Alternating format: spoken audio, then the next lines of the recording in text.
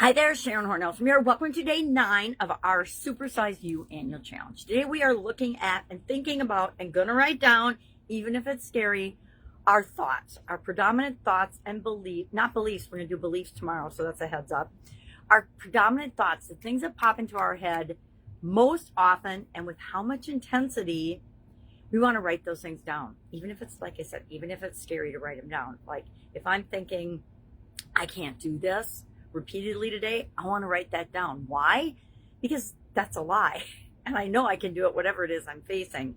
And we just want to capture those and figure out what are our predominant thoughts as we go about a normal day. It's Friday in my neck of the woods, might be Friday, Saturday, earlier or later, wherever you are. It doesn't matter. Whenever you see this, go ahead and do this. Grab a piece of paper. I'm going to, of course, do it in my handy dandy annual challenge notebook, because I always keep one, because I want to figure if my life is worth living, it's worth recording and learning from and growing and becoming a better version of myself every single day. And part of that is being willing to become self-aware and look at ourselves and realize the things that we're automatically doing that are impacting us and the results that we have and are getting in our life, whether we believe it or not, whether we know it or not, whether we're aware of it or not. And I say, I'd rather be aware that I'm thinking this thought over and over again and it's keeping me stuck in a place I don't want to be stuck, or because then I can do something about it, right? Then I can take control of it and I can manage it and I can change it by substituting a better thought than what I'm actually thinking. So today, all we're going to do is, as we notice ourselves thinking things over and over again, we want to write it down. And this exercise never ceases to amaze me. Every time I do it, I get surprised at some of the things that I'm thinking. And not only that I'm thinking, but I'm thinking over and over and over again, thousands of times in a day. Guess what? If I'm thinking that, that's what I'm creating in my life. If I am thinking doubtful, worrisome thoughts in any given day, guess what? I'm creating more of that worried energy into my life and in the lives of those around me, which is always the exact opposite of what I want to be creating, right? So today, think about, and you don't even have to think about it, because guess what? You're always thinking all the time, no matter what.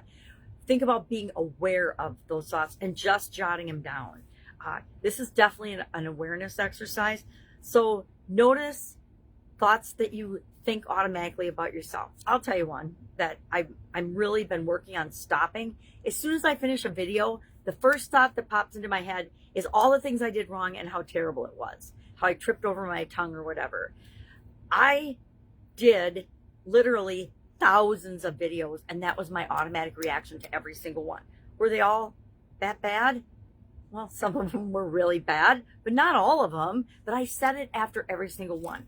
And so late last year, I noticed that, and I started to be consciously aware of that. I was saying that every single video.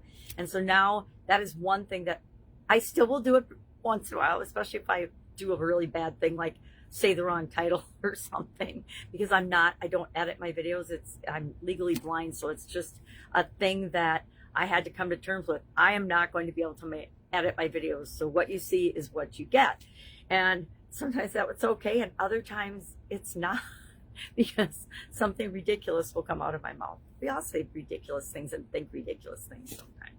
So today, just capture thoughts about yourself, particularly in this segment, but thoughts about the world, thoughts about life, thoughts about what's required, thoughts about humanity, global thoughts and global thinking.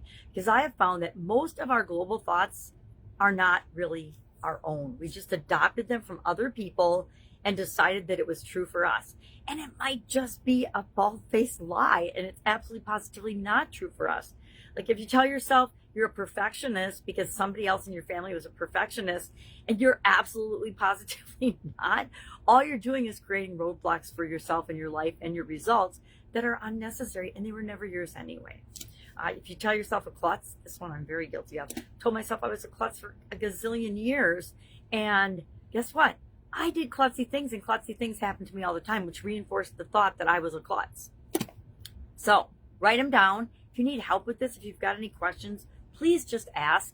It's an important foundational exercise that we do to help us become more self-aware, because I am learning that the vast majority of people on this planet are not self-aware. And if you're just a little bit self-aware, it gives you a huge competitive advantage to create the life that you want over people that are just plain clueless. Remember that movie, Clueless? Too funny. All right. Have an awesome day, and I'll, of course, see you tomorrow.